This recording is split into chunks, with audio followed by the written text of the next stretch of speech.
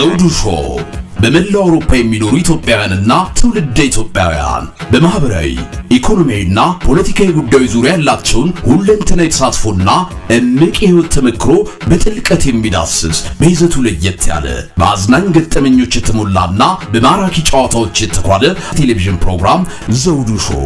ቁም ላለው ቁም ነገር ሲሹም ለተዝናኖት በያሉበት ዘውዱ ሾው።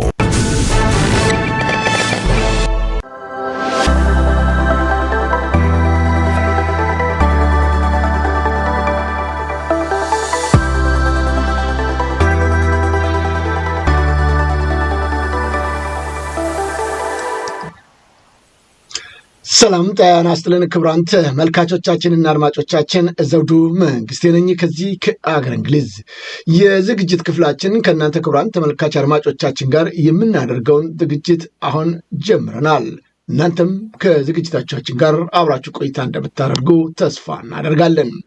የዛሬ ዝግጅታችንም በተለይም የፋኖ ትግል ጠንክሮ እየመጣ ባለበት በዚህ ሰዓት የተለያዩ ኢትዮጵያኖች የራሳቸውን አስተያየት ይሰጣሉ። እንደሚታወቀው ኢትዮጵያ በዘር ቋት ውስጥ ከገባች በኋላ ብዙዎቹ በኢትዮጵያ ጉዳይ ላይ ትኩረት ሰጥተው ብዙም አያውቁም። ሁሉም በየዘሩ በየጎሳው ነው በኢትዮጵያ ጉዳይ ላይ ያለው አመለካከት እየቀነሰ መምጣቱ ይታወቃል። ይሁን እንጂ ፋኖ ዛሬ በተለይም ከአማራ ሕዝብ ችግርና መከራ ለማላቀቅ ብቻ ሳይሆን ኢትዮጵያንም እንደገና ጠንክራ እንድትጓዝ እየሰሩ ያለው ነገር ለአንዳንዶቹ አበረታች እንደሆነም ይገለጻል። ታዲያ ዛሬ የማቀርብላችሁ እንግዳ በተለይም ህወሓት በትጥቅ ትግል ከገባበት የመጀመሪያው ዘመናት ውስጥ መስራች ከነበሩትና የህወሓትም ምክትል ፕሬዝዳንት ሆነው ሲያገለግሉ ከነበሩት የትግራይ ተወላጅ ጋር ነው ውይይታችን የምናደርገው። ለመሆኑ እነሱ ወደዚህ ትግል ሲገቡ ኢትዮጵያ የዕጣ ፋንታ ይገጥማታል ብለው አስበውና አቅደው ነበር ወይስ ምን ይመስል ነበር? አሁንስ የትግራይ ማህበረሰብ የፋኖን ትግል እንዴት ያየዋል? በአጠቃላይ በኢትዮጵያ ጉዳይ ያለው ቀውስስ እንዴት ነው ሊፈታ የሚችለው? አሁንም በዘር ቋት ውስጥ መቀጠል ወይስ በኢትዮጵያ ጉዳይ ላይ በጋራ መስራት? ለማንኛውም በትግራይ በኩልም ያሉት ውዝግቦች ህወሓት እና የትግራይ ህዝብ አንድ ነው ሲባል ነበር። ዛሬ ግን ይህ ቋንቋ ወይ ይሄ የሚባለው ነገር እውነት አንድ ነውንም? ጌታቸው ረዳም የራሱን ፓርቲ አቋቁሟል፣ ስምረት የሚለውን። አሁን ትግራይ አጣብቂኝ ችግር ውስጥ ገብታለች የሚሉ ወገኖች አሉ። የዛሬ እንግዳችን በእነዚህና በሌሎችም ጉዳዮች በአጠቃላይ በኢትዮጵያ ያሉትን እና እንደዚሁም በቀጠና ያሉትን ችግሮች በተመለከተ ከልምዳቸው በመነሳት ሰፊ ማብራሪያ ይሰጡናል ብለን እንጠብቃለን። እናም እናንተም ከዝግጅቶቻችን ጋር አብራችን ቆዩ። የዛሬ እንግዳችን እንደሚታወቀው በተለያዩ መገናኛ አውታሮችም ብዙ ጊዜ የኢትዮጵያን ጉዳይ እያነሱ ከሚሞግቱት ከሚያስረዱት፣ ከዚህ በፊትም ስላሉ ችግሮች እያነሱ የኢትዮጵያ ሕዝብ እንዲያውቀው የበኩላቸውን ጥረት ከሚያደርጉት ኢንጂነር ግዳይ ጋ ነው ውይይታችን የምናደርገው። ተመልካች አድማጮቻችን አብራችሁን ቆዩ። በጣም አመሰግናለሁ ኢንጂነር ግዳይ። እንግዲህ እርስዎ በተደጋጋሚ በኢትዮጵያ ጉዳይ ላይ በጣም በስፋት ብዙ እየገለጹ ያሉ ድንቅ ኢትዮጵያውያኖት፣ በዚህ በጣም አመሰግናለሁ። አሁን በሀገሪቱ ያለውን ተጨባጭ ሁኔታም እየተከታተሉ እንዳለ አውቃለሁኝ፣ የፋኖንም ትግል እንደዛው። እስቲ በመጀመሪያ እንነሳ።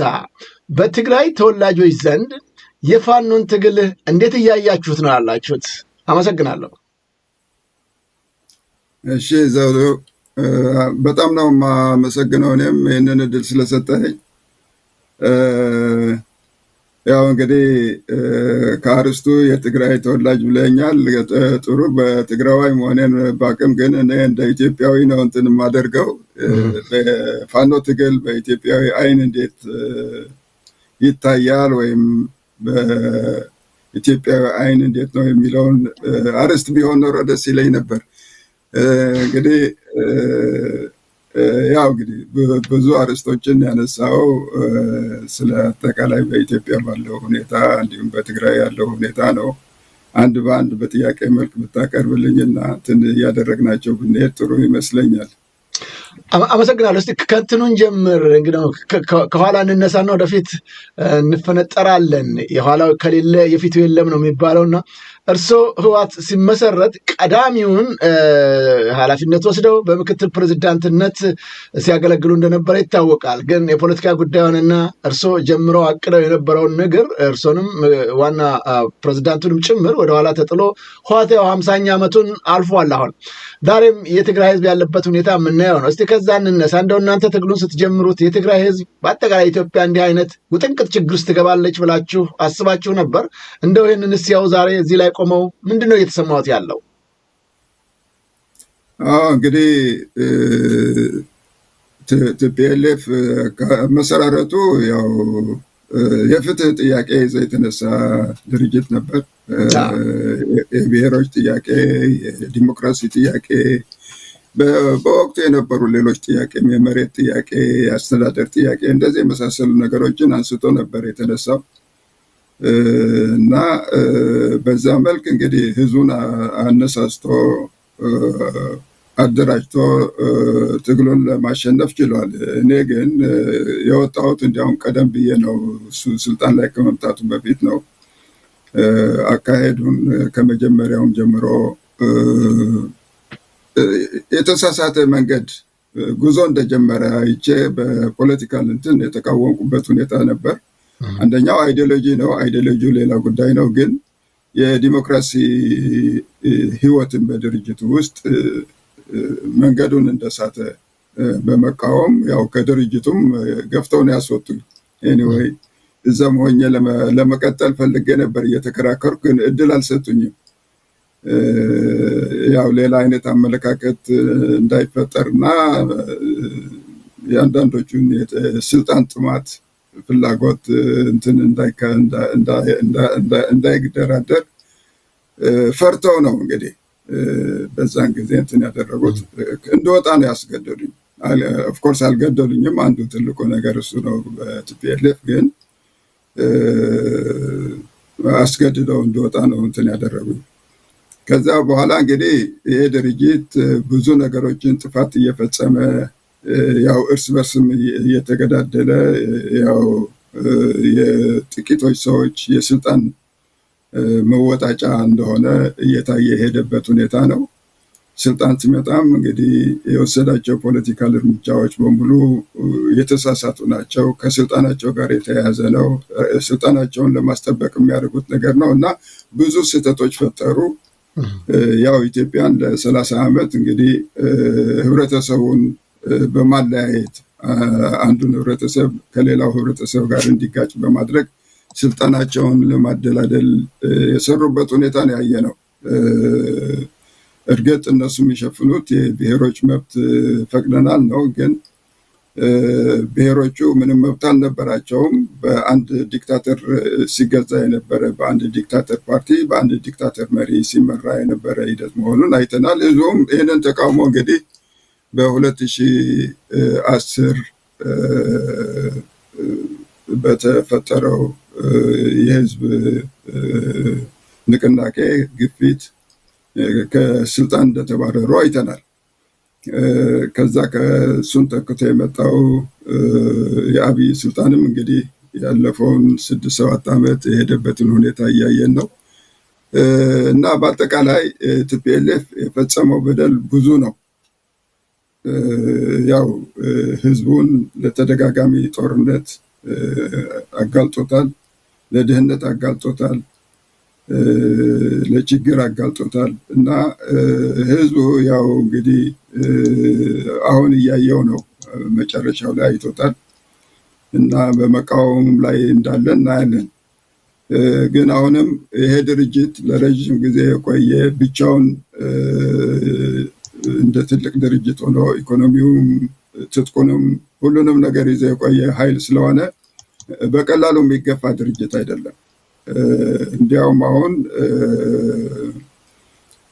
ሊወድቅ የነበረበት ሁኔታ በትጥቅ ተሸንፎ የፕሪቶሪያ ስምምነት ከተደረገ በኋላ ትጥቁን መፍታት የነበረበት ሁኔታ አብይ በተንኮል የአማራን ህዝብ ከትግራይ ህዝብ ጋር እያጋጨ ለመኖር ትጥቁን ሳያስፈታ በአንጻሩ ግን በአማራው ላይ ትጥቃቸውን እንዲያስፈቱ ጦርነት የዘመተበት ሁኔታ አይተናል። ሆኖም ቲፒኤልኤፍ ጊዜውን ጠብቆ ራሱን አደራጅቶ ትጥቁንም ይዞ ማለት ነው እንዲቆይ ስላደረገው በዚህም ጦርነት አብይን ሊደግፍ ስላልቻለ አብይ ቲፒኤልኤፍን ህጋዊ አይደለም ብሎ እንትን ለማድረግ ሞከረ። እንግዲህ አብይ የወሰደው እርምጃ ቲፒኤልኤፍን ወደ ተቃዋሚና እንዲያውም ከኤርትራ ጋር እንዲተባበር አስገድዶታል ማለት ነው። ራሱን እንግዲህ ለማዳን ሲል ወደ ኤርትራ ተጠግቷል። አሁን የትግራይ ህዝብ የቲፒኤልኤፍን ድርጅት አይወድም፣ ይቃወማል። በተግባርም እያሳየ ነው። አሁን እንግዲህ ቲፒኤልኤፍን የማይደግፍበት መንገድ በተለያየ መንገድ እያሳየ ነው። ግን አማራጭስ ምንድን ነው የሚለው ነገር በጣም አስቸጋሪ የሆነበት ሁኔታ ነው ያለው። እንግዲህ ከቲፒኤልኤፍ ሸሽተህ አብይ ጋር መጠጋት ነው ወይ የሚለው ሌላው ችግር የፈጠረበት ሁኔታ ነው። የትኛው ነው የሚሻለኝ የሚለው ነገር ነው እንግዲህ እዚህ ላይ አጣብቂኝ ውስጥ የገባበት ሁኔታ ነው። በእርግጥ አብይ የትግራይ ጠላት ነው፣ እንደ ጠላት ነው የሚያየው ህዝቡ። ከአብይ ጋር ሊሰለፍ አይፈልግም፣ ግን ከቲፒኤልኤፍ ጋርም ለመሰለፍ አይፈልግም። እዚህ አጣብቂኝ ውስጥ የገባበት ሁኔታ ነው የምናየው እና ያው እንግዲህ በአሁን ባለው ሁኔታ ቲፒኤልኤፍ ትጥቃለው ትጥቁን ይዞ ከፒኤልኤፍ ጋር ከኤርትራ መንግስት ጋር የተጠጋና አብሮ ሊሰራ የጋራ እንትን እንዳላቸው ይታያል። አሁን ኦልሬዲ ግልጽ አድርገውታል። ይህንን እስቲ ኢንጂነር እዚህ ላይ አንድ ነገር እናንሳ፣ እንመለሳለን። ይቅርታ አሁን እንዳሉኝ ከአብይ ጋርም እንዳይሆን አብይ በትግራይ ህዝብ ላይ ያደረሰው ግፍና በደል ታሪክ የሚዘነጋው አይደለም። እንኳን አሁን ያለው ትውልድ የትላንትናው ችግር የሚዘነጋ አይደለም። ከኤርትራም በኩል ቢታይ ተመሳሳይ ችግር እንዳለው እየገለጹ ነው ያሉት። ለምንድን ነው ወደ እነዚህ ሁለቱም ጠላቶቹ ነው ተብለው በሚገመቱ ቦታዎች ላይ ለመሄድ የሚያስበው? ለምንድን ነው ከፋኖ ጋር የአብይ ጠላት ከሆነው ጋር አብሮ መስራት የማይችለውና ይህንን ጠላት አስወግዶ የትግራይም የአማራውን ማህበረሰብ በጋራ ሆነው ለኢትዮጵያ የሚጠቅም ጉዳይ ላይ የማይሰሩት ታዲያ? አዎ እንግዲህ ፋኖም እንደ ትልቅ ኃይል ሆኖ እነዚህን ኃይሎች ሊያስጠጋ የሚችልበት እድል ወይም መንገድ የከፈተ አልመሰለኝም። ስቲል ከአማራ ጋር ያለው ግጭት አለ እንደሆነ ሆኖ ግን እንደ አማራጭ ሊወስደው ይችል ነበር። በፋኖ በኩልም ለዚህ ክፍት የሚያደርግ ሁኔታ የተፈጠረ ያለ አይመስለኝም። እና ፋኖ እንግዲህ አንዱ እንዲያውም ቆየት ብዬ እንትን የማደርገው ነገር እሱ ነው። ፋኖ ከአማራ ወጥቶ ሌሎችን ህብረተሰቦችን ለማሰባሰብ እና በጋራ እንዲሰለፉ ለማድረግ መታገል ያለበት ሁኔታ ነው። ከትግራይ መጀመር አለበት፣ ከአፋር መጀመር አለበት፣ እንደዚህ እያለ መሄድ አለበት ይመስለኛል። እና ያው እንግዲህ ፋኖ የራሱ ሂደትም ስለነበረው ይህንን ምናልባት ቅድሚያ ሰጥቶ አልሰራበትም ይሆናል። ግን ከአሁን በኋላ መስራት ያለበት ሂደት ነው የሚመስለኝ። ኋላ እናገርበታል። እሺ ወደ ጽንዶ እንመለስ። ጽንዶ የሚባል በተለይም በትግራይና እንደዚሁም ደግሞ በኤርትራ በኩል የተጀመሩ ነገሮች አሉ። ቀደም ሲል ገልጸውልኛል። እርሶም በጣም ችግር ነው ከኤርትራ መንግስት ጋር መስራት። የትግራይ ህዝብ እና የትግራይ ህዝብ ያለበትን ቁስል ያውቀዋል፣ በትግራይም ላይ የተፈጸመው ችግር ይረዳል ብለዋል። እና ይሄ ጽንዶ የሚለው ነገር ውጤት ያመጣል ብለው ያስባሉ? ጽንዶስ ራሱ ምንድን ነው? ያው ጽምዶ እንግዲህ እንትን ማለት አሊያንስ ማለት ነው። ለተወሰነ ዓላማ ቅንጅት ማድረግ ማለት ነው እንግዲህ ላደረጉት እስካሁን ድረስ እና አብይ የጋራ ጠላት ስለሆነ በጋራ እሱን ለመመከት የሚያደርጉት ቅንጅት ነው። ቲፒኤልኤፍ የሚሆን ኤርትራንትን ይህንን በግልጽ ገልጸውታል። ራሳቸው ይህንን ግንኙነት እያደረጉ መሆናቸውን ይህንን ቅንጅት እያደረጉ መሆናቸውን እንትን አድርገዋል። እንደ ጠላትም የሚያዩት ያው የብልጽግና መንግስት ነው። የብልጽግና መንግስት ለሁለቱም እንደ ጠላት የሚታይበት መንገድ ምንድን ነው? አንደኛ ቲፒኤልኤፍን ትግራይ ውስጥ ቦታ እንዳይኖረው ህጋዊም እንዳልሆነ ለማድረግ እየሞከረና ቲፒኤልኤፍ ደግሞ በትግራይ ውስጥ የራሱን እንትን ለማስረገጥ የሚፈልገው ስልጣኑን ለመቆየት የሚፈልግ ስለሆነ በሁለቱም በኩል ያው ጠቦች አሉ። ያኛው የሚሾመው ጊዜያዊ አስተዳደርና ቲፒኤልኤፍ የሚፈልገው አስተዳደር የተለያየ የሆነ ሁሉ ጊዜ እንግዲህ በዚህ ግጭት እየተፈጠረ እንዳለ እናያለን እና ቲፒኤልኤፍን በኃይል አንበረክካለሁ የሚል ሁኔታ ስላለ ይህንን ለመቃወም ያው እንግዲህ የራሱን ቲዲኤፍ የሚለውን ሰራዊት ከድሮም ትጥቁን ያልፈታ ኃይል ይዞ አሁንም ተደራጅቶ ከኤርትራ ጋር ተጠግቶ ለመግጠም ይፈልጋል እና አንዱ በኩል እሱ ነው። ኤርትራ ደግሞ ያው እንግዲህ የብልጽግና ስርዓት እንደምታየው ነው። የሚያደርገው የሚሆን የማያደርገውን ነገር ሲፎክር ነው የሚውለው። የአሰብን ወደብ አስመልሳለሁ እያለ በኤርትራ ላይ ለመዝመት ሁል ጊዜ እንትን ስለሚያደርግ ዝግጅትም አለኝ ይላል። ያው ይደነፋልም እንግዲህ በየጊዜው እንደምሰማውን የድንፋታ ነው የምለው። ይህም ለኤርትራ ስጋት ስለሆነ ኤርትራ ከትግራይ ጋር አብረው ብልጽግናን ለመቅጠም ነው እንግዲህ ይሄ ቅንጅት ማለት ነው። አመሰግናለሁ ኢንጂነር። እንግዲህ እንደሚታወቀው ህወሓት እና ሻዕቢያ በጋራ ሆነው የደርግን ስርዓት የጣሉበት ሁኔታ ይታወቃል። ምክንያቱም ያኔ ኤርትራም በኢትዮጵያ ስር ስለነበረች እና የጋራ ጠላታቸው ደርግ ነው የሚል አመለካከትና ሀሳብ ስለነበረ፣ አሁን ግን ኤርትራ ራሷን የቻለች ሉዓላዊ ሀገር ነች። ከኢትዮጵያ ጋር የሚያገናኛት የቦርደር ጉዳይ ሊኖር ይችላል። ግን ከአንድ የኢትዮጵያ ግዛት ከሆነች ክልል ጋር ወይም ከትግራይ ጋር በቅንጅት አድርጎ መስራት ይቻላል? እንደ ከዚህ ቀደሙ ያዋጣል? በዓለም አቀፍ ህግ ይሄ ይቻላል? አንድ የሀገር ክልል የሆነች ትግራይ ከኤርትራ ከሆነች ሉዓላዊ ሀገር ጋር በጋራ ሆነው የኢትዮጵያን መንግስት መውጋት ይቻላል ወይ? እንግዲህ ይህንን ጦርነት እየገፋ ያለው ብልጽግና ነው፣ ኤርትራ አይደለም። ስለዚህ የመከላከል መብት አለው። እንደ ነፃ ሀገር የራሱን ሌላው ሀገር እንደሆነ ለመከላከል መብት አለው። ለመከላከልም እንግዲህ ኢትዮጵያ ውስጥ ያሉ ኃይሎች የሚደግፉት ከሆነ እነሱን የማይደግፍበት ምክንያት አይኖርም እና በኤርትራ በኩል የሚያስከስሰው ምንም ህጋዊ እንትን ያለ አይመስለኝም በዚህ ጉዳይ።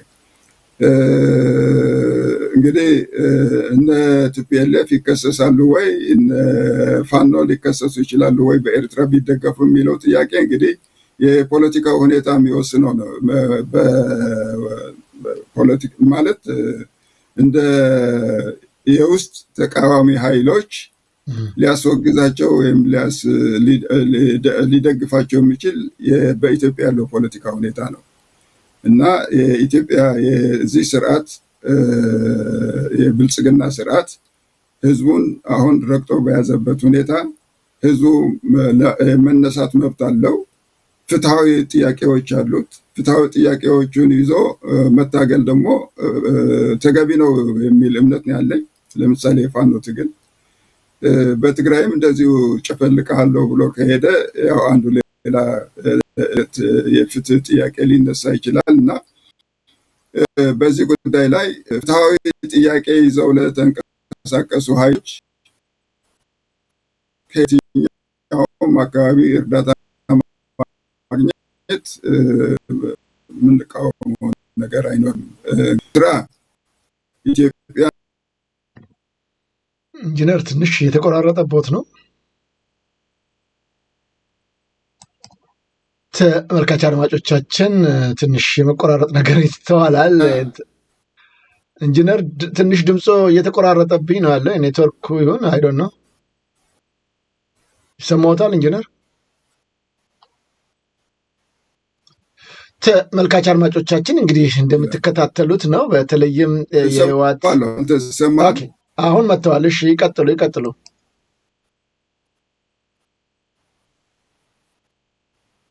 ኢንጂነር ይቀጥሉ፣ ተቋርጠውብኝ ነበር።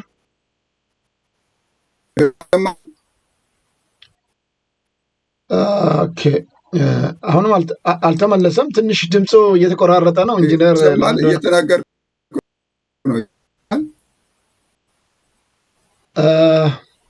የመቆራረጥ ነገር ይስተዋላል። ድምፁ አልፎ አልፎ እየተቋረጠብኝ ስለሆነ ነው። ኢንጂነር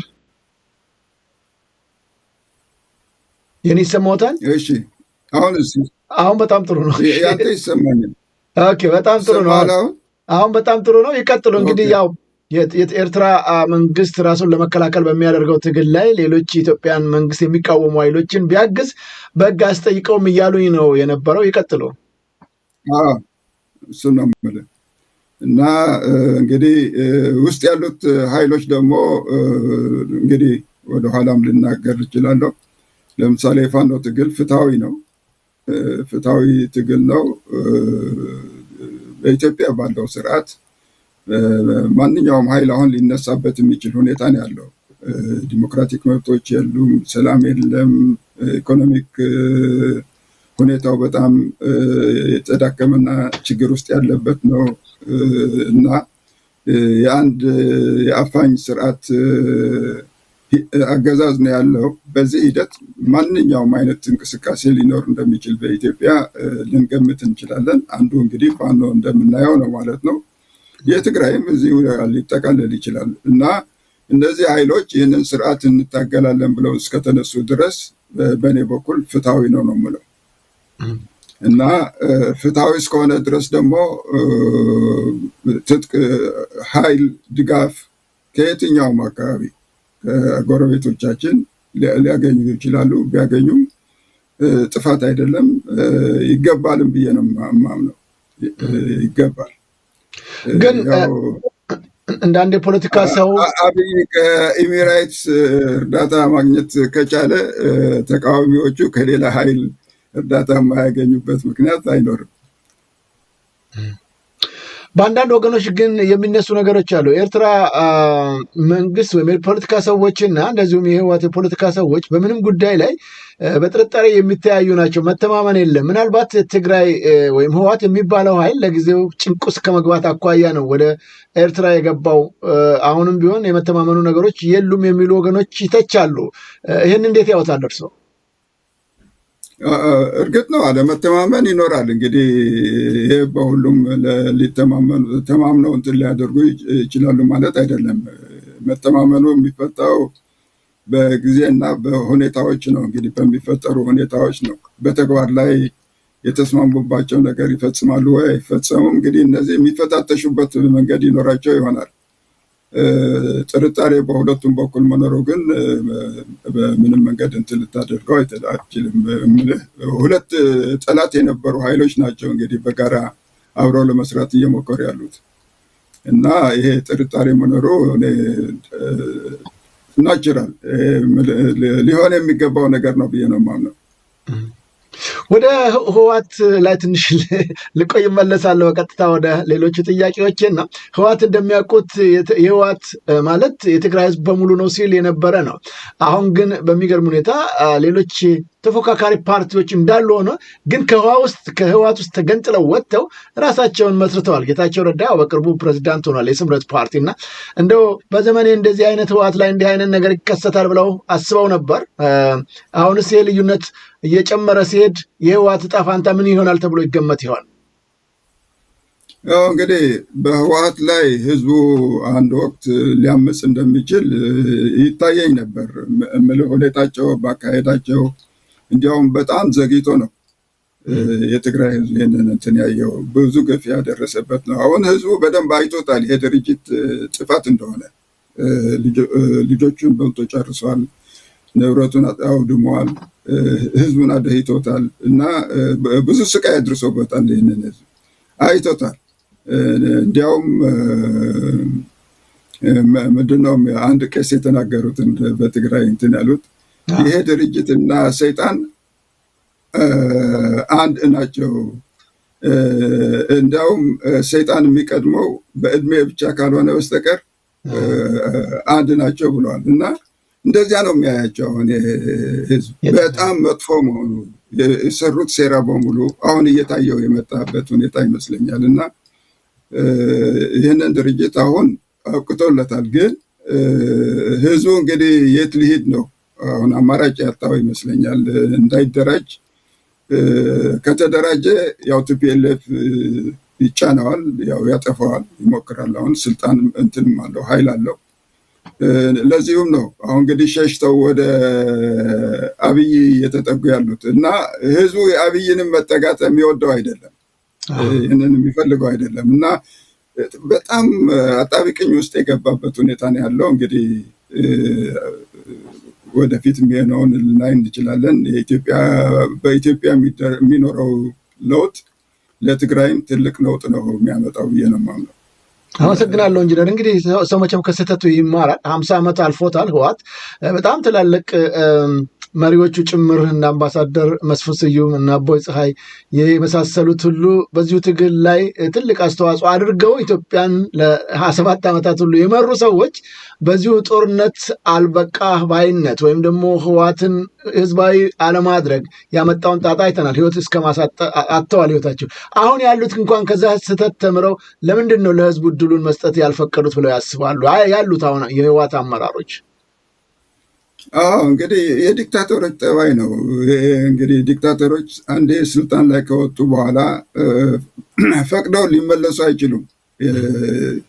በስልጣን የሚያገኙትን ጥቅም ይዘው ለመቀጠል ይፈልጋሉ። ሁሉ ጊዜ እንደዚያ ሆኖ የሚቀጥል ነው የሚመስላቸው እና አሁንም ከዛ ወንበር ላለመውረድ ነው እንግዲህ እየታገሉ ያሉት ማለት ነው እንጂ ኦፍኮርስ እንደዛ በቃን እኛ ያብቅተናል ካሁን በኋላ ለህዝቡ እንተዋለን ቢሉ ኖሮ እዚህ ሁሉ ደረጃ ላይ አይደርሱም ነበር።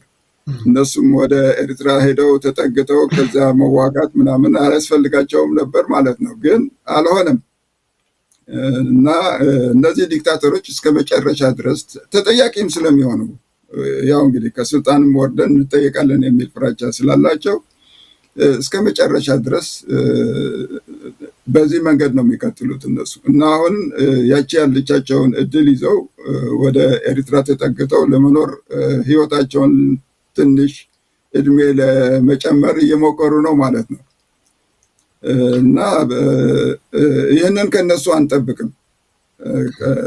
ግን እንግዲህ አሁን ባለው የሪጅኑ ሁኔታ በአጠቃላይ ስታየው በኢትዮጵያም በኩል ለውጥ ሊመጣ የሚችልበት ሁኔታ ስለሚኖር ለተወሰነ ጊዜ እንደዚህ አውላላ ሁኔታ ሆኖ የሚቆይ ቢሆንም አንድ ለውጥ ይመጣል ብዬ ነው። ለትግራይም ለመላ ኢትዮጵያም ህዝብ ለውጥ ይመጣል የሚል እምነት አለኝ። እንግዲህ አንዱ ፋክተር ለዚህ ፋኖ ነው።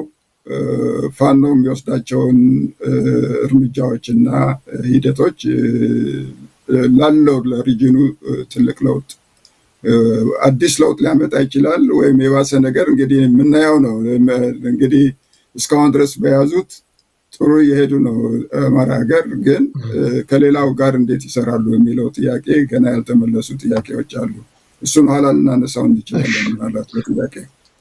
አመሰግናለሁ ኢንጂነር። ተመልካች አድማጮቻችን እየተከታተላችሁት የምትገኙት የህወሓት መስራች ከሆኑት አንዱና በተመሰረተም ጊዜ የፓርቲው ምክትል ሊቀመንበር ሆነው ሲያገለግሉ ከነበሩት በኋላም በደረሰባቸው ጫና ከድርጅቱ የወጡት አሁን በኢትዮጵያ ጉዳይ ላይ በንቃት የሚሳተፉ ኢትዮጵያዊ ናቸው። ኢንጂነር ግዳይ እንግዲህ ከኋላ ያለውንም ታሪክ እያነሱ የህወሓትን ዲክታተር ሊደርሺፕ እየፈጠረ ያለውን ነገር በዝርዝር እያስቀመጡልን ነው የሚገኙት። አብራችሁን ቆዩ። አሁንም ከዝግጅቶቻችን ጋር ላለሁኝ በተቻለን መጠን ወደኋላም ወደፊትም እየሄድን የምናነሳቸውን ሀሳቦች በተለይም አሁን ፋኖ ለሚያደርገው ትግል እና ኢትዮጵያ ውስጥ ስላሉት ችግሮች ልምዳቸውን ያካፍሉናል። ከዝግጅቶቻችን ጋር አብራችሁ ቆይታ ማድረጉ እጅግ ጠቀሜታ ይኖረዋል ብዬ አስባለሁኝ። ታዲያ በተቻለ መጠን ይህም ዝግጅት ደግሞ ለሌሎች ተመልካች አድማጮቻችን ይደርስ ዘንድ ሼርና ላይክ ብታደረጉት ከሳቸው የምናገኛቸው በርካታ ትምህርቶች ስላሉ ይህንንም ሌሎች ተመልካች አድማጮቻችን እድሉን ቢያገኙ ያዳምጡ መልካም ነው ከሚል ሳቤ ነው ሼርና ላይክ አድርጉት ምለው። አብረን ቆይ ተመልካቾቻችን። ኢንጂነር እንግዲህ ከልብ አመሰግናለሁ። ብዙ ሀሳቦችን አንስተዋል። በተለይም በህወሓት በኩል ያሉትን ክፍተቶች፣ ችግሮች በህዝቡ ላይ አመኔታ እንደሌለው ጭምርና አሁንም ስልጣን ላለመልቀቅ ከተጠያቂነት ለመዳን የሚደረግ ጥረት እንደሆነ ጠቁመውናል። እስቲ ወደ ፋኖ ጉዳይ እንመለስ። አሁን ፋኖ ገና ትግሉን እንደጀመረ አካባቢ በዚህ በዘውዱ ሾው ሚዲያም ቀርበው ይህ ትግል በጣም ጠንካራ ነው፣ ፋኖች እያደረጉ ያለው ነገር እጅግ መልካም ነው። ስለዚህ የኢትዮጵያ ህዝብም በአጠቃላይ ማናቸውም የተለያየ ፖለቲካ አመለካከት እንኳን ቢኖራቸው እነዚህን የፋኖን ትግል መደገፍ አለበት የሚል ብዙ አስተያየቶች ሰጥተው እንደነበረ አስታውሳለሁ። ገና እንደተጀመረ አካባቢ እንደው አሁን ላይ ውጤቱን ሲያዩት የፋኖን የትግል እንቅስቃሴ ካሉት ልምድም አንጻር እርሶም ያው በትግሉም ላይ ነበሩና እንዴት ያውታል? ፍጥነቱን፣ የመዘግየቱን ነገሮች ወይም ደግሞ ያሉትን ክፍተቶች እስቲ እንደው ጠቅለል አድርገው ቢገልጹልኝ የፋኖን ጉዳይ በተመለከተ። እሺ፣ አመሰግናለሁ። እንዳልከው ገና ከጅምሩ ሲጀመር ጀምሮ ይህንን የፋኖ ትግል ፍትሐዊ እንደሆነና መደገፍ እንዳለበት ስከራከርበት ወይም ስገልጽ ቆይቻለሁ። እንደገለጽከው የአማራ ህዝብ ከማንኛውም ኢትዮጵያ ያሉት ብሔረሰቦች በላይ የተበደለ ህዝብ ነው። ተበድሏል ላለፉት 30 ዓመት። አሁንም በዚህ ባለው ስርዓት ደግሞ የባሰ ጭቆና ደርሶበታል፣ ግፍ ደርሶበታል። አዲስ አበባ እንኳን እንዳይገባ እስከሚከለከልበት ድረስ በተለያዩ ቦታዎች የተፈናቀለበት የተገደለበት ሁኔታ አይተናል። እንግዲህ ይህንን አይተን ነው እንግዲህ ከዚያም ጊዜ ጀምሮ ይሄ ኃይል መደገፍ አለበት፣ ፍትሐዊ ነው ብለን እንትን ያደረግነው። ከዚያም አልፎ እንግዲህ ያኔ ፋኖ ሲነሳ ጦርነቱን ራሱ መንግስት ነው ገፍቶ የገባበት። ትጥቃቸውን አስፈታለሁ ምንም ላላደረጉት ሲደግፉት ለነበሩ ኃይሎች ነው ማለት ነው። እና እንደዚህ ማድረጉ ትክክል እንዳልሆነ፣ ለመብቱም መታገል እንዳለበት፣ ፍትሐዊ እንደሆነ ከዛ ጊዜ ጀምሮ ነበር የምደግፈው። እና ያው እንግዲህ በዚህ 2 ዓመት ተኩል የታየው ለውጥ በጣም ትልቅ ነው። እኔ ከዛን ጊዜ ጀምሮ የታየኝ ነገር ነበር። የአማራ ህዝብ የታጠቀ ህዝብ ነው፣ ብዙ የታጠቀ ህዝብ ነው። ዓላማው አንድ ሆኖ በዚህ ዓላማ አምኖበት ከተነሳ ትልቅ ኃይል እንደሚሆን ይታየኝ ነበር። ሊነሳ የሚያስገድዱት ሁኔታዎችም በኢትዮጵያ ውስጥ ስላሉ እንደሚነሳ ይታየኝ ነበር እና ተነስቷል። በዛ አካባቢ እንግዲህ አንዱ ትልቁ ችግር በአማራ አካባቢ የነበረው በተለይ በኤሊቱ የተማረው አካባቢ የሚታዩ ችግሮች ነበሩ። ምክንያቱም አማራ ነኝ ብሎ አያውቅም። ኢትዮጵያዊ ነኝ ብሎ በኢትዮጵያዊነት የሚታገል ስለሆነ ወደዛ ደረጃ ለመውረድ የተቸገሩ ብዙ ሰዎች እንደነበሩ ይታወቃል። ብዙ እስካሁንም ድረስ ሊኖሩ ይችላሉ እና በአማራነት ደረጃ ተደራጅተን እንዴት እንታገላለን የሚል ስሜት ለብዙዎቹ አፌክት ሊያደርግ እንደሚችል ይታየኝ ነበር ከዛን ጊዜ ጀምሮ። ግን ይህም አሁን ከጊዜ በኋላ ያው መልኩን ይዞ የግድ ይህንን ትግል መደገፍ አለብን ወደሚል ደረጃ የደረሱበት ብዙዎች አሉ።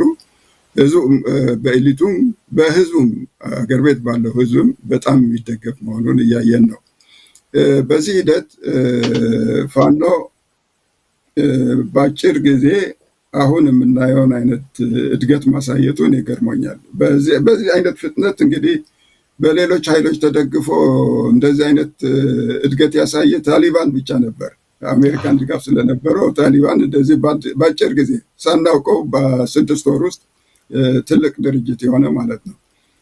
ፋኖ ግን ያው እንግዲህ ህዝቡን ይዞ በአጭር ጊዜ ህዝቡን እያታገለ ራሱንም እያስታጠቀ እያደራጀ አሁን የደረሰበት ደረጃ ደርሷል። አሁን እንግዲህ በየክልሉ እንደ ሁኔታው በየአካባቢው የተነሳሳ ህብረት ትጥቅ ትግል ስለነበር በየቀጠናዎች አሁን የጎንደር፣ የጎጃም፣ የወሎ የሸዋ ተብሎ እነዚህ ቀጠናዎች በእነዚህ ቀጠና ደረጃ የተደራጀና በእዝ በኮሮች ደረጃ የተደራጀ መሆኑን አይተናል። በጣም ትልቅ ድርጅት ነው።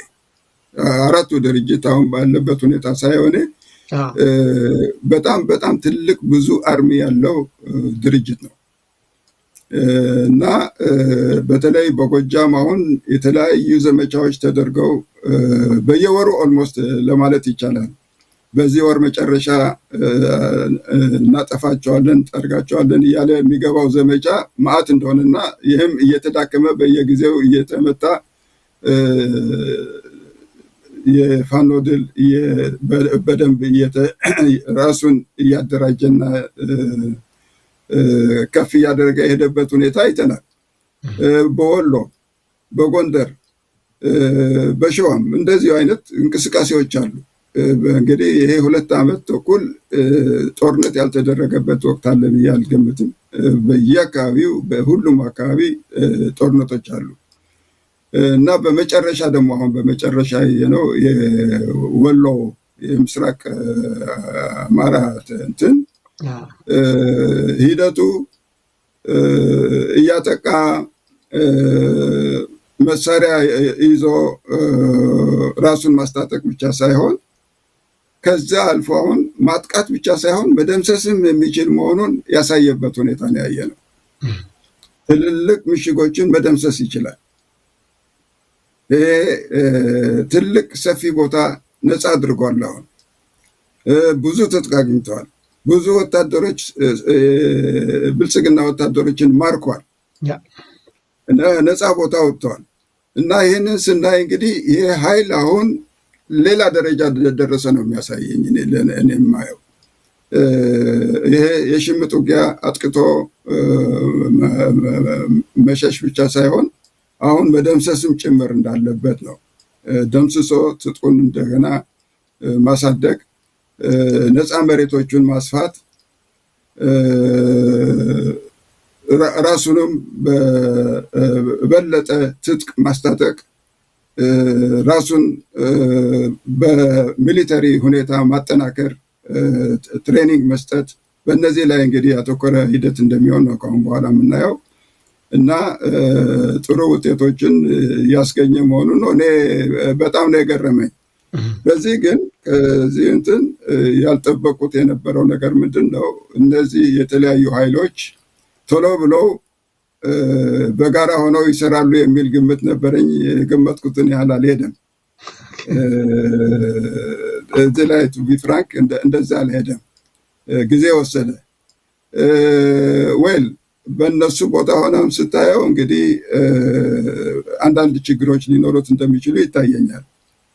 የኮሚኒኬሽን ችግር ሊኖር ይችላል። ገና የመተማመን የእርስ በርስ ገና ያለመተዋወቅም ችግሮች ሊኖሩ ይችላሉ። ግን ይህንን ቶሎ ብሎ እንትን ለማምጣት አልቻለም።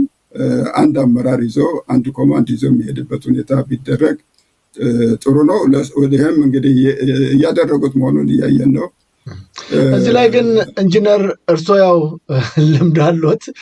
ህወሓት ሲመሰረት መስራችና ምክትል ሊቀመንበር ሆነው አገልግለዋል። እንዴት ተገፍተው እንደተወረወሩ ያውቁታል የፖለቲካውን እንቅስቃሴና እውነት። ህወሓት ዛሬም ጭምር 50 ዓመታት ቆይተው እንኳን ልዩነቶቻቸው ምን ያህል እንደሆነ ህወሓት በተጓዳኝም ደግሞ ምን ያህል ታጋዮችን የትግሉ እንቅስቃሴ ላይ እንደበላቸው ወይም ደግሞ እንዳጠፋቸው የሚታወቅ ነገር ነው። እርስዎም ያውቃሉ። እንግዲህ ከእርስዎ ጀምሮ እርስዎ ያው ህይወቶ መትረፉ ቀላል ነገር አይደለም ብለዋል ቅድምና ህይወታቸውን ያጡ ሁሉ ብዙ አሉ።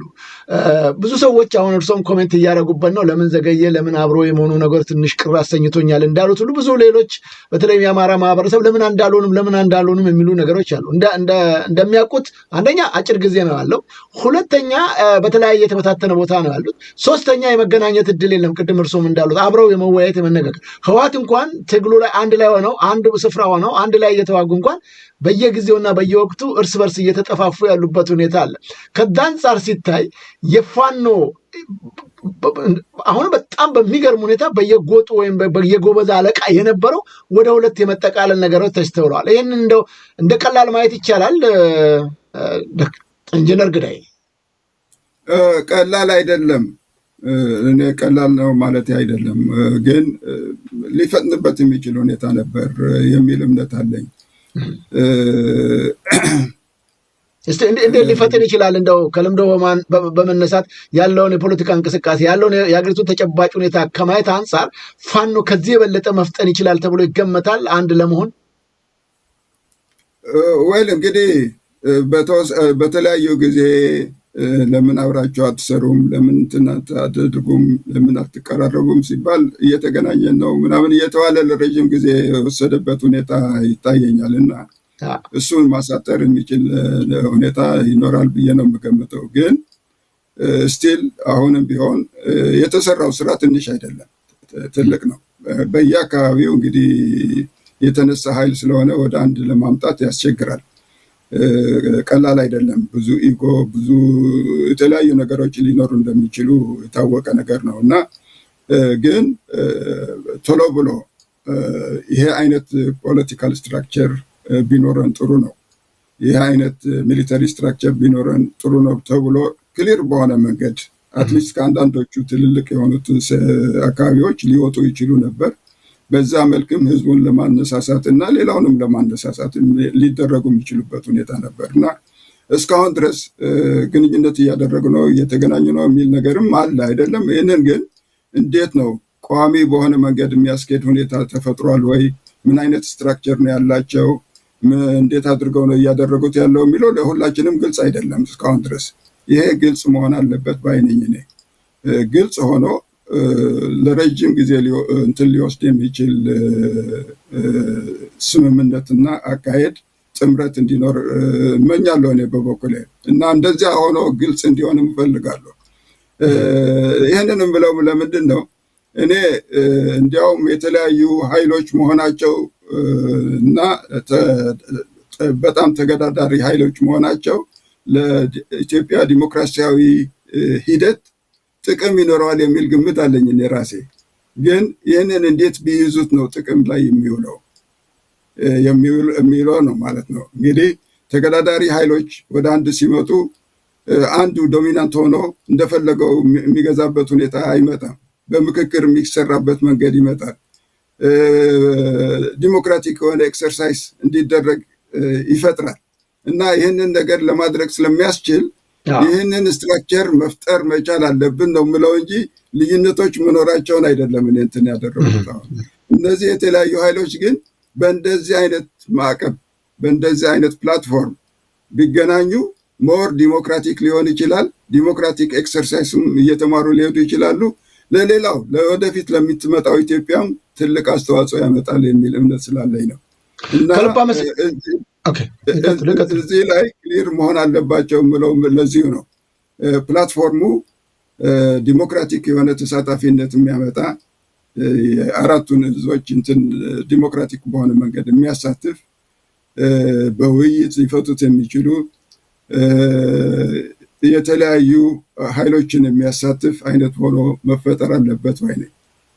ከልብ አመሰግናለሁ ኢንጂነር ግዳይ። ቀደም ሲልም ጠቅሰውታል። በተለይም የአማራ ፋኖ ትግል እጅግ የፈጠነ ከመሆኑ በዘለለም በኢትዮጵያዊነት ላይ አሁንም ንቅንቅ የማይል አቋም እንዳለው ገልጿል። ቅድም እርሱም የአማራው ማህበረሰብ ለረጅም ጊዜ ተጎድቷል። በተለይም እሊቱ አማራ ነኝ ከሚል ኢትዮጵያዊ ነኝ በማለቱ ብዙ ግፍና በደል ደርሶበታል። አሁንም አንዳንድ ሰዎች አይጠፉም ብለዋል። ይሁን እንጂ የአማራ ትግል ዛሬ ሁሉንም አቅፎ መቀጠል የሚፈልግበት ሁኔታ እንዳለ ይታወቃል።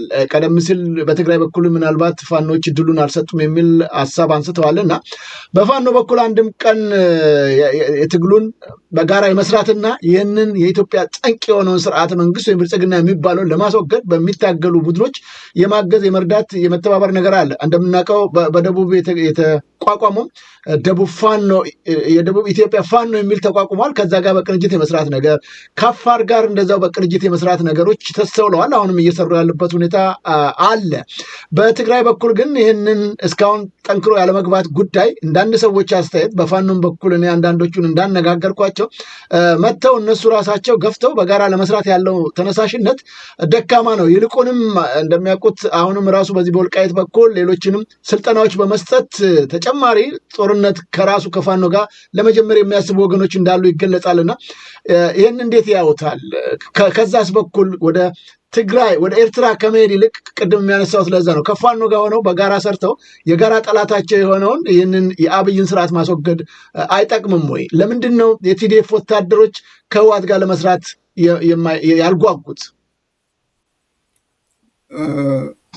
አዎ እንግዲህ ይሄ ያው የቆየ በሁለቱም በኩል የቆየ እንትን ነው። የጠብ ሁኔታ ስላለ ስቲልም ያልተፈታ ሁኔታ ስላለ የወልቃይት እንዳልከው ራያ ሁኔታ እንደዚህ እንትን አላቸው። ግን ይህንን ወደኋላ አስቀርተው በጋራ የሚሰሩበትን ሁኔታ ፖለቲካሊ ቢያዩ የተሻለ ነው። እንደዚያ ነው የማየው። ይህ ህዝብ ማንም የሚለያየው ነገር የለም።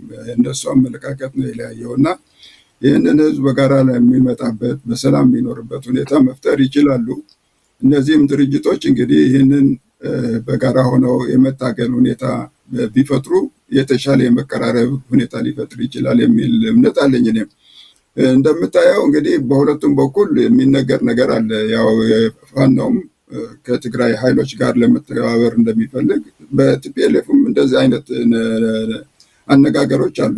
ከፋኖ ጋር ወደ ጠብ አንገባም ወይም ልንተባበር እንችላለን የሚል አመለካከትም ሲናገሩ ቆይተዋል። አሁን እንግዲህ ማንሳት ጀምሯል እና ይህንን እንግዲህ ወደፊት የሚገፋበት መንገድ ማድረጉ ጥሩ ይመስለኛል።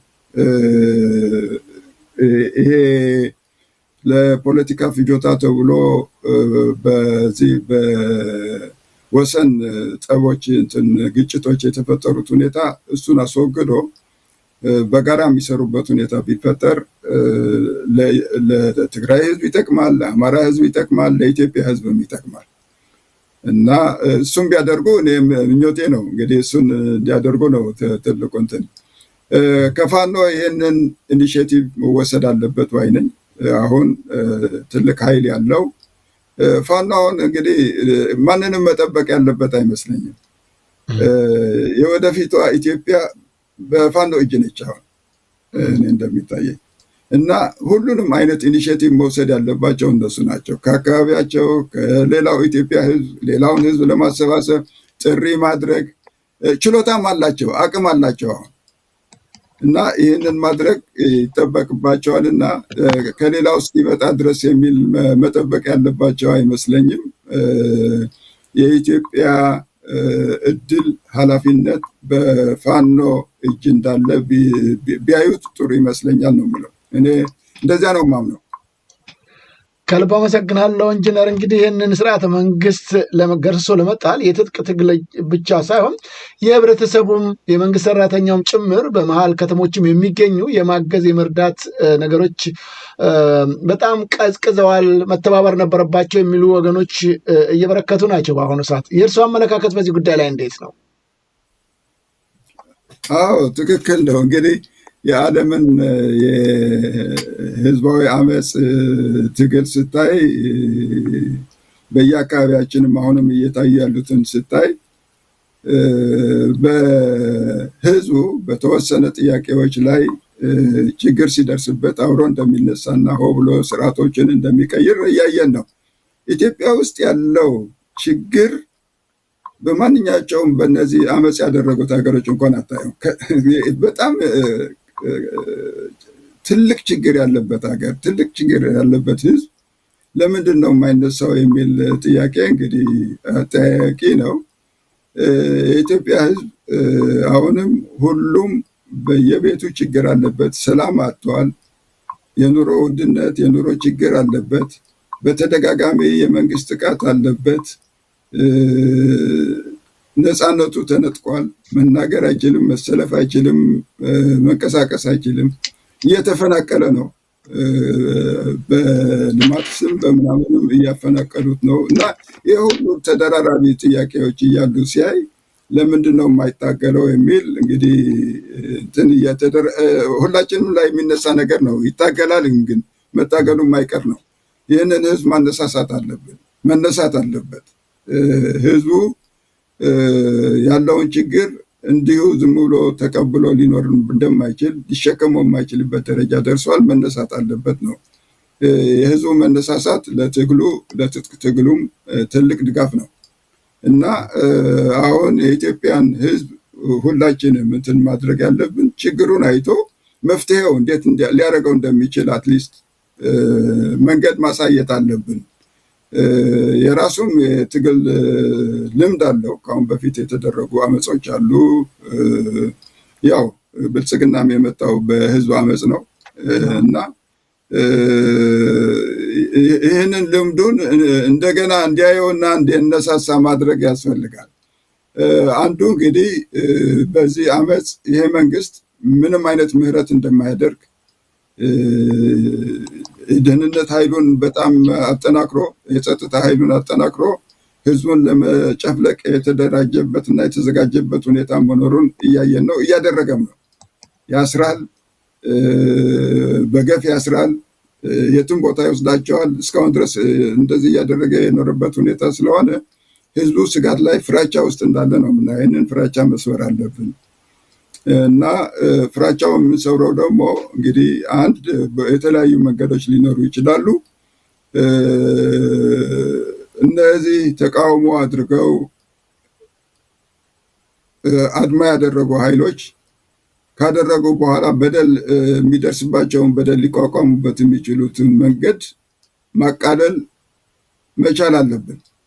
እዚህ ላይ ህዝቡ የመንቀሳቀሱ ብቻ ሳይሆን በውጭ ያለውም ሊያደርገው የሚችለውን እርዳታና ደገፍ ከወዲሁ ማየት ያለበት ይመስለኛል እና ይህን የህዝባዊ እንቅስቃሴ ስንናገር አገር ቤት ያለውን ብቻ ሳይሆን ውጭ ያለውን ማንቀሳቀስ ይኖርብናል።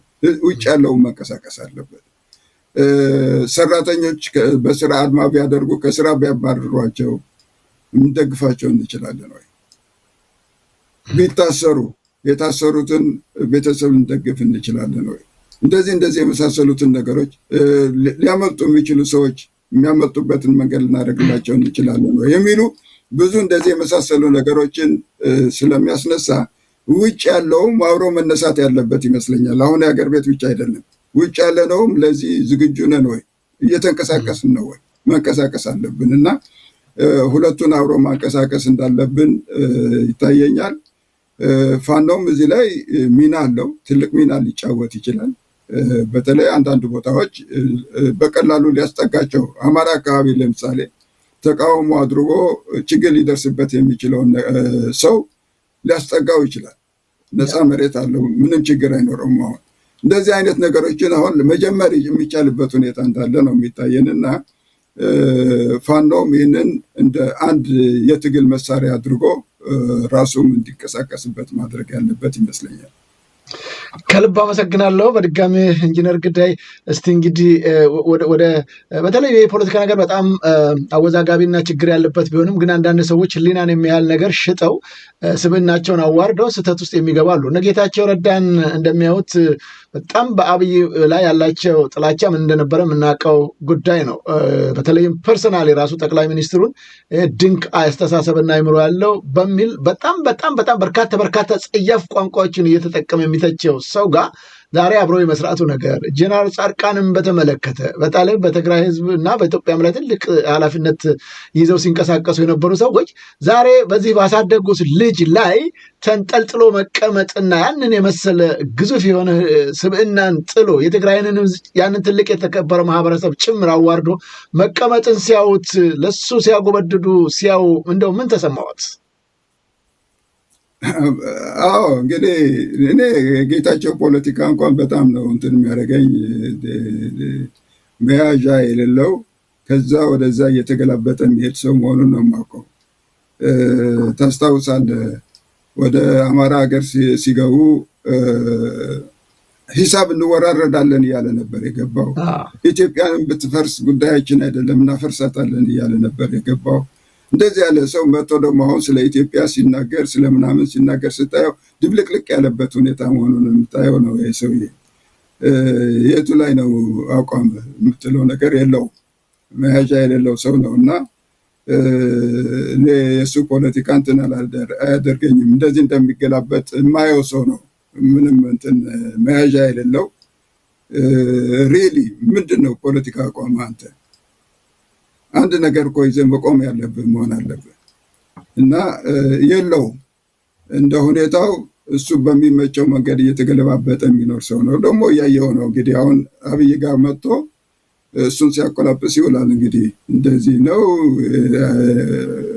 መደመርን እንትን መጽሐፍ አንብቤ እንደዚህ ሆኛለሁ ምናምን የሚለው ነገር አለ። እኔ እንግዲህ እንደዚህ አይነት ሰው ለሆዱ የሚያድር ወይም ለራሱ የሚኖር ሰው ነው እና ብዙም እንትን ያለ ጻድቃንም እንግዲህ እኔ በዚህ ደረጃ ይወርዳል ብዬ አልገመትኩትም ነበር።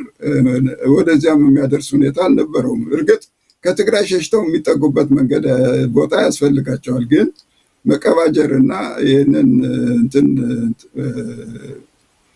ማጎብደድ እንዳልከው እንትን ማሳየት አያስፈልጋቸውም። ከፈለጉ ጸጥ ብሎ መኖር ይችላሉ።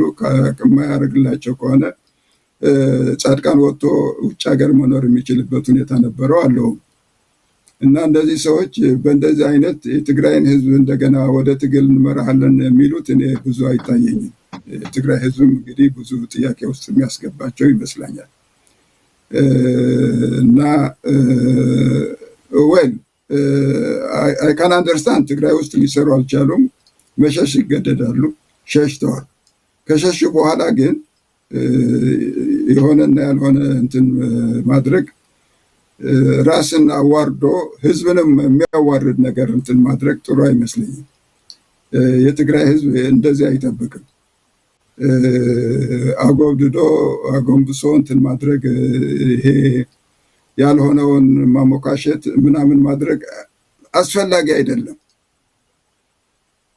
እና አትሊስት ያንን ሪስፔክት ለህዝቡ ሲሉ እንኳን ያደርጉት ጥሩ ነበር። አላደረጉትም። እንግዲህ የራሳቸው ሁኔታ ነው። እነዚህ ሰዎች እኔ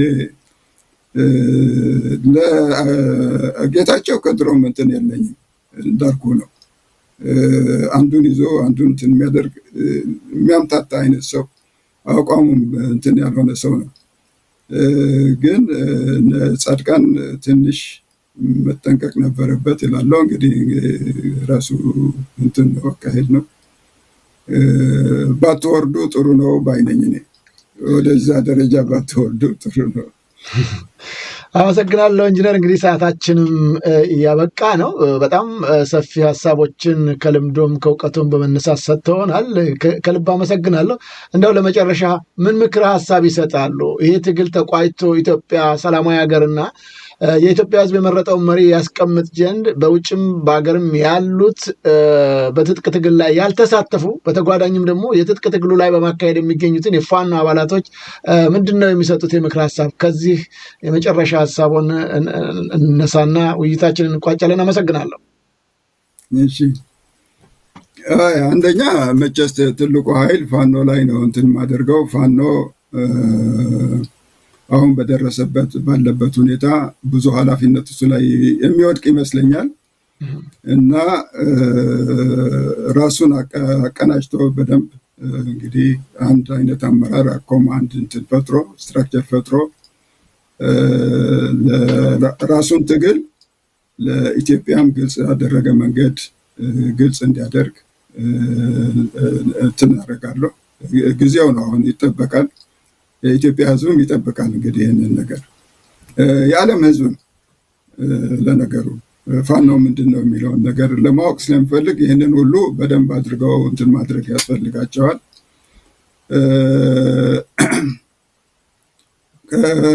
ከአገር እንትን ደግሞ ወጣ ብለው ዲፕሎማቲክ ስራ እንደሚያስፈልጋቸው ይታየኛል። ወደዚያም ትኩረት ቢሰጡ ጥሩ ይመስለኛል። አሁን ወደ ውጭ ከውጭ የሚያስፈልጋቸው ብዙ እንትን አለ። አንደኛ የውጭ ድጋፍ አማራውም የኢትዮጵያውም ሁሉ ድጋፍ ያስፈልጋቸዋል። ይህንን የሚያስተባብር ኃይል ያስፈልጋቸዋል አሁን እና ይህንን ይታየኛል። ሌላ ከጎረቤት ሀገሮች ጋር የሚገናኙበትን መንገድ ማድረግ አለባቸው እላለሁ። አትሊስት ያላቸውን የትጥቅ ሁኔታ ስመለከት አንዳንድ ከውጭ መገኘት ያለባቸው ትጥቆች ቀላል የሚባሉ ነገሮች ለምሳሌ እንደነ ምንድን ነው የምትለው አንታይ ታንክ እንትን ትንሹ አርፒጂ እንደነ ፈንጂ የመሳሰሉት ነገር እንኳን ብዙ እንደማይጠቀሙ ነው የማይሆን ያው እና ይህንን ከውጭ በቀላሉ ሊገኙ የሚችሉ ነገሮች ናቸው። ጥቅማቸው ደግሞ በዚህ ትግል ውስጥ በጣም ትልቅ ነው። አሁን በአማራ አካባቢ ማት የወታደሩ መኪኖችና አውቶቡሶች በየአካባቢው ወድቀው ማየት መቻል ነበረብን። የላቸውም የአንታይ ታንክ እንትን ፈንጂ ማለት ነው። ፈንጂ ቀላሉ ነገር ነው። ይሄ እንግዲህ የትም ቦታ እንትን የሚደረግ እና እንደዚህ ነገሮች ያው ከሚማረኩት አያገኙትም።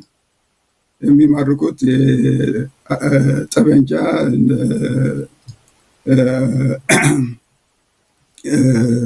አሁን የያዙት አይነት ትጥቅ ነው እንጂ እንደነዚህ አይነቶች ከጠላት ሊያገኙት አይችሉም። ምክንያቱም አይጠቀምበትም እሱ እና እነዚህን ነገሮች በቀላሉ ማግኘት የሚችሉበት ሁኔታ አለ። ያው አንዱ ራሳቸውም ይህንን ግንኙነት መንገድ መክፈት አለባቸው። ከውጭ ያለውም ይህንን እንትን እያየ ድጋፍ የሚያደርግበትን ሁኔታ ማየት ያለበት ይመስለኛል። ይሄ ኮንታክት ኮሚኒኬሽኑን መፍጠር ያስፈልጋል። አሁን በሱዳን ኮሚኒኬሽን ይቻላል፣ ከኤርትራ ጋርም ኮሚኒኬሽን ይቻላል እና ይህንን ነገር እንዴት ነው አስቡበት የሚል ነገር ነው ያለኝ እኔ። የውጭውም እንደነዚህ ነገሮች ቶሎ ብሎ እንትን ሊያደርግበት የሚችል ሁኔታ መፍጠር ያለበት ይመስለኛል። መድኃኒት በተለይ ለምሳሌ አሁን ትልቁ ችግር ሊመጣባቸው የሚችል ይሄ ነው። ሕክምና የሚቆስል አለ፣ ህብረተሰቡም ሕክምና የሚፈልግበት ሁኔታ አለ እና ነፃ መሬትን ማስተዳደር ስላለባቸው ይህንን ድጋፍ የሚያገኙበት መንገድ ማየት አለባቸው። አስቸኳይ ነው ባይ ነኝ እና ይህንን እንትን ቢያደርጉ ጥሩ። ውጭ ያለውም እንግዲህ ሁል ጊዜ ውጭ ያለው ውስጥ ያሉትን ለምን አልተባበሩም ሲል ይከርማል። ራሱ ግን አይተባበርም። አንዱ ትልቁ ድክመት ይሄ ነው። ውጭ ያለው ህብረት ለማድረግ የሚያስችል ሁኔታ እያለው ራሱ ሳይተባበር በዛም ተበታትኖ እንትን ሲያደርግ የምናይበት ሁኔታ ነው ያለው። ወደዚያ ትብብር የሚመጣበት መንገድ ይታየኛል። የአማራውም ድርጅቶች ይሁኑ የኢትዮጵያውያን ድርጅቶች ይሁኑ እና መተባበር ያስፈልጋል። ይሄ ትግል ብዙ ነገር ነው የሚጠይቀው። ጉልበት ይጠይቃል፣ እውቀት ይጠይቃል፣ ገንዘብ ይጠይቃል እና ይህንን ለመደገፍ የሚያስችል ሁኔታ ሆነን መገኘት አለብን ባይነኝ በውጭ ያለውም ቢሆን እና ይሄን ነው የምለው። እንግዲህ ሌላው ፋኖ በእስረኛ አያያዝ በጣም ፋንታስቲክ አብነታዊ ምሳሌያዊ የሆነ አያያዝ ነው ያለው። በጣም ጥሩ ነው፣ አሳይተውታል። ያው ባለፈው ጊዜ ለአይሲአርሲ እንዳስረከቡም ሰምተናል። አይሲአርሲ ራሱ እንትን አድርገዋል። ትልቅ ዲፕሎማቲክ እንትን አግኝተውበታል። በዚያው እንዲቀጥሉበት። ያው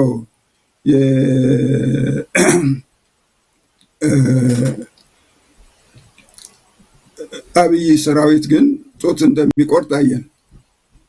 እስከዚህ ድረስ ግፍ እንደሚሰራ አየን እና ከዚህ የዚህ አይነት እንትን እንዳይወስዱ የበቀል እርምጃ እንዳይወስዱም እንግዲህ ያውቁታል። ያደረጉትም ማለት አይደለም፣ እያደረጉት ነው። በደንብ አያያዛላቸው። እሱም ቢያደርጉ ጥሩ ነው እላለሁ። ሌላ የእስረኛ እንትን እንደሚያስቸግራቸው ይታየኛል። በተለይ ቁስለኛ እኔ ከቲፒኤልኤፍ ኤክስፒሪየንስ እንደነበረን የምገልጸው እንዳየሁት ምንድን ነው እነዚህ ቆስሎ የተማረኩትን ወዲያውኑ አጣርቶ በአካባቢው ያሉ ህብረተሰቡ አካል ወደ አጠገባቸው ያለው ካምፕ የሚሊተሪ ካምፕ እንዲልኳቸው ነው እንትን ማደርገው። ጥሩ እንትን አለው። በአንድ በኩል እነሱ ላይ ጫና አይሆንም። ሁለተኛ በሰራዊቱ ላይም የሚፈጥረው የአመለካከትና የሞራል እንትን ያለው አይወደውም፣ ጠላት አይወደውም። እሱን ግን እንደሱ ብናደርግ አንድ ትልቅ ጫና የምንፈጥርበት ይመስለኛል እላለሁ። እንግዲህ ይህንን ነው ለጊዜው የማደርገው። ያው የተለያዩ ኢሹዎች ሲነሱም ሀሳብ ለመስጠት ዝግጁ ነኝ። ከራሳችን ኤክስፒሪየንስ የምናውቃቸው ነገሮች አሉ በትግል ጊዜ ሲደረጉ የነበሩና ነፃ መሬትን አስተዳደር በሚመለከት የሚያስፈልጉትን የንግድ እቃዎችም ይሁን ሌሎች ነገሮች እንዴት ሊገቡ ይችላሉ በሚለው ጉዳይ ላይ እንደዚህ ሀሳብ ለመስጠት ይችላለሁ። እንግዲህ ወደፊትም እንትን ካለ ማለት ነው። በጣም አመሰግናለሁ ኢንጂነር ግዳይ። በጣም በእውነቱ ልምዶን ተሞክሮትን ለትግሉም የሚጠቅሙ መረጃዎችን በማካፈሎ እጅግ በጣም አመሰግናለሁ። እግዚአብሔር ይስጥልኝ። እንዳሉት ወደፊት የሚጠቅም መረጃ ሲኖሮት የዘውዱ ሾው ሚዲያም እንደዚሁ እንደገና እንግዳ አድርጎ እንደሚጋብዞት ከወዲሁ ቃል እንገባለን። በተጓዳኝም የእርሶን መረጃ የሚፈልጉ አካላቶች በፋኖም በኩል በሌሎችም በኩል ካሉ እንግዲህ የእርሶ ፈቃድ ከሆነ ስልኮትንም ለነዛ አካላቶች ለመስጠት ይቻላል። እርሶ ከፈቀዱ አሁን ቀደም ሲል እንዳሉት የሚያነጋግሮት የሚፈልጉት ነገር ካለ ይህም የእርሶ ፈቃድ ከሆነ ማለት ነው። ይቻላል። እኔ ምንም ችግር የለም። በጣም አመሰግናለሁ። እግዚአብሔር ይስጥልኝ በድጋሜ ስለ ጊዜዎትም ጭምር። እኔም አመሰግናለሁ ይህንን እድል ስለሰጠኝ። ቴንኪው። ክቡራን ተመልካች አድማጮቻችን ከእንግዳችን ከኢንጂነር ግዳይ ጋር እያደረግነው ሰፋ ያለ ውይይት በዚህ ተቋይቷል። በተለይም በኢትዮጵያ ጉዳይና እንደዚሁም የፋኖን ትግል በማጠናከሩ በኩል ገና ከጅምሩ ጀምረው አቋማቸው ግልጽና ትክክል ነበር። ዛሬም እንግዲህ ከፋኖ ጎን ነኝ ብለዋል። የወደፊቷ ኢትዮጵያ ዕጣ ፈንታም በፋኖ እጅ ላይ ወድቋል በማለት ነው እንግዲህ የደመደሙት። በጣም እናመሰግናለን። ሌሎችም ኢትዮጵያኖች እንግዲህ በሀገራቸው ጉዳይ ቀናኢ ሆናቸው ኢትዮጵያ ካለችበት ምስቅልቅል ችግር ማውጣት ይቻል ዘንድ በጋራና በአንድነት መስራት ይጠበቅብናል። የዘውዱ ሾው ሚዲያም እንደዚሁ እንግዶችን በመጋበዝ ለእናንተ ተመልካች አድማጮቻችን ማቅረባችን ይቀጥላል። ታዲያ ይህ ዝግጅት በተቻለ መጠን ለሌሎች ተመልካች አድማጮቻችን ይደርስ ዘንድ ሼርና ላይክ እያደረጋችሁት አዳዲስ ተመልካቾችም ሰብስክራይብ እያደረጋችሁ ወዳጅ ቤተሰቦቻችን እንድትሆኑ በማክበር እንጋብዛለን። የዛሬን በዚህ አበቃን። ዝግጅቱን በመምራት ከኢንጂነር ግዳይ ጋር ይህንን ዝግጅት ሳቀርብላችሁ የነበርኩት እኔ ዘውዱ መንግስት የነበርኩኝ። በሌላ ጊዜ በሌላ እንግዳ እስከምንገናኝ ሰላም ጤና ይስጥልኝ። መልካም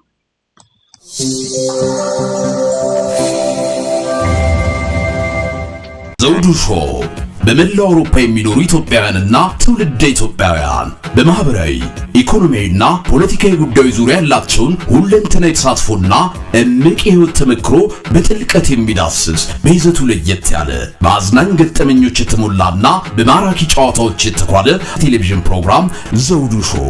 ቁም ላለው ቁም ነገር ሲሹም ለተዝናኖት በያሉበት ዘውዱ ሾው።